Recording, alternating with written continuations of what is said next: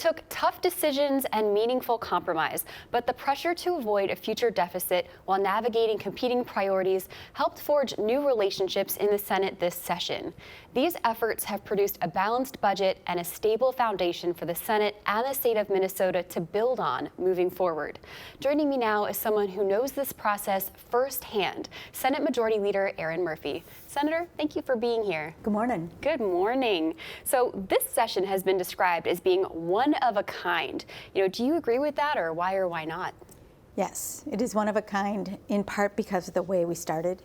A tie in the House, a fight in the House, a tie as a result of the loss of Senator Carrie Dietzich, may her memory be a blessing, and a power sharing agreement, and the election of Donald Trump. I think all of those contributed to this being a one of a kind, for me, the most difficult session of the 18 that I have been a part of. This session was a budget session, and so that's mainly what things focused on, but that jargon can be confusing when we talk about money in the tails or structural imbalance, planning year's reserve. So is there a way to plainly say what was done this session? Yep. Let me do my best here. In Minnesota, we look not just for 2, but for 4 years. In those last 2 years, we call the planning years, sometimes people call them the tails. Our job is to balance the budget constitutionally for the next 2 years, so for 26 and 27. But because we've adopted fiscal disciplinary planning practices, we look out for 4. And if we look out to the end of those 4 years, if we were on the same trajectory in the budget, we would see a structural imbalance or the start of a budget deficit. We count it with inflation and without inflation. Without inflation is about $2.4 billion. And we, the Senate DFLers, wanted very much to cut that. We wanted to reduce that. And it was a key part of our targets that we set and a key part of the budget negotiations. And we lined up with Governor Walz to say, when we go into this budget, we want to reduce that structural imbalance in those out years to give us and Minnesotans a stable budget that we can plan on. We did that. We cut it nearly in half through the course of this, and it required both spending reductions, cuts, which we've done, and the raising of revenue, which we've done. So we cut probably overall about $1.3 billion out of this budget, and we raised about $800 million over 4 years to get us to the point of reducing that structural imbalance while protecting the things that Minnesotans count on that come from the state's budget, whether it is care for seniors, people with disabilities, our health care coverage, our public schools, our communities, and we invested in things like infrastructure and jobs, water, roads, bridges, and our state parks.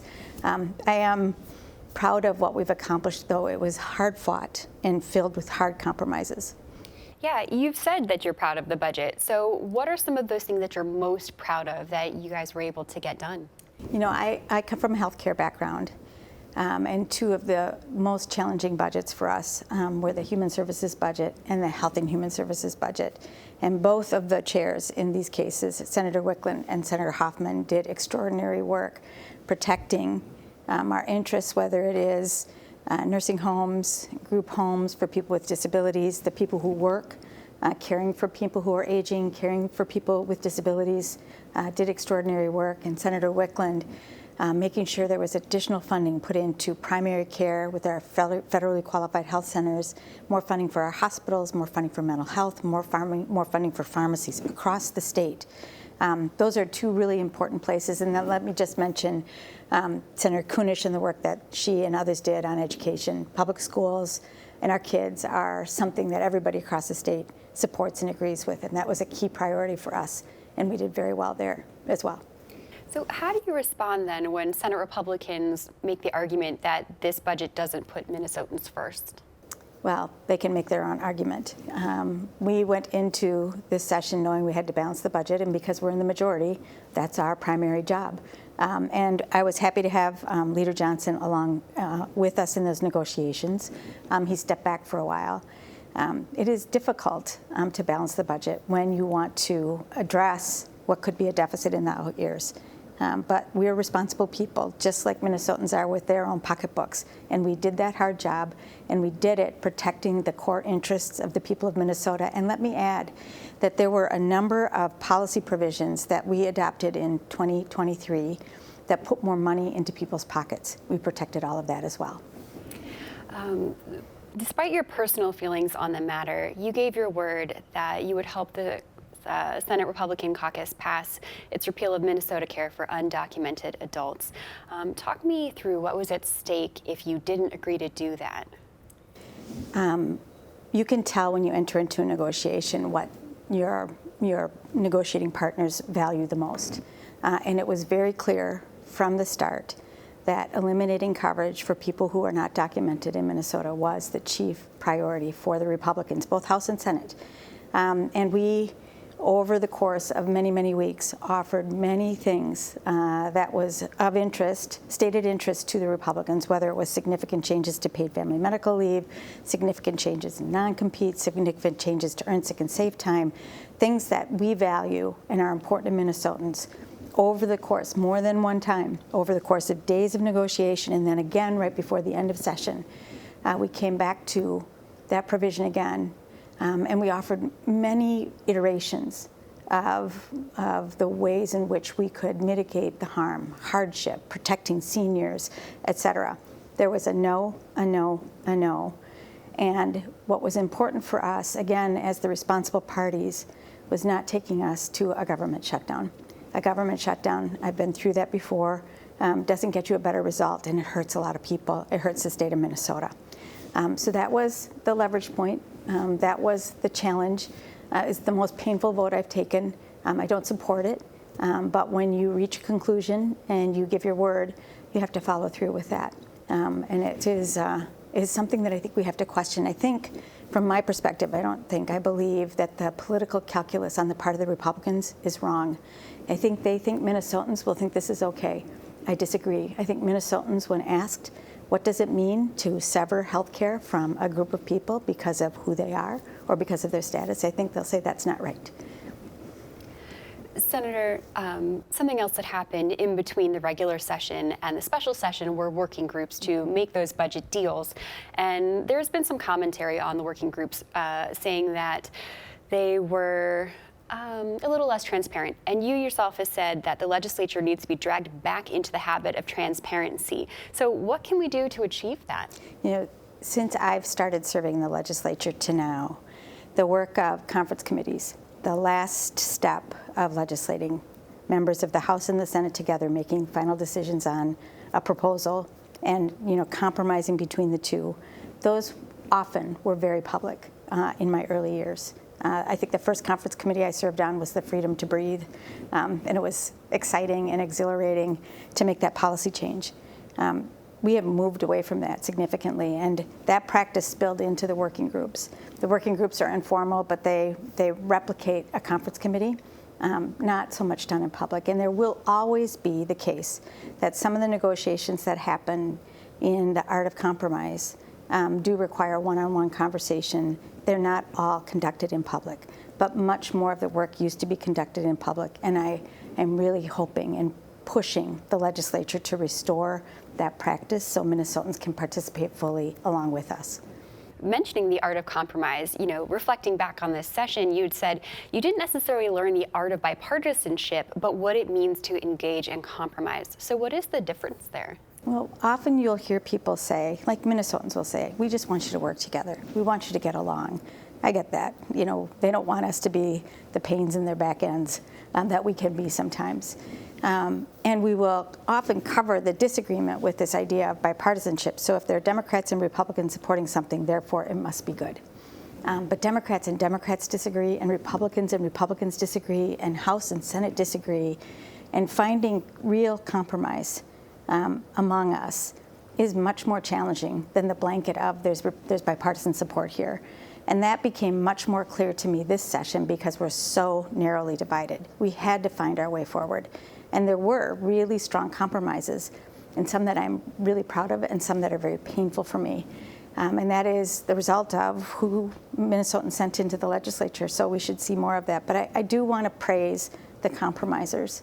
the people who put above their own stated personal goals the value of finding a solution for the people of Minnesota. That takes a keen intellect. It takes some humility. I think it takes a commitment to the people of Minnesota, and that is how we should legislate.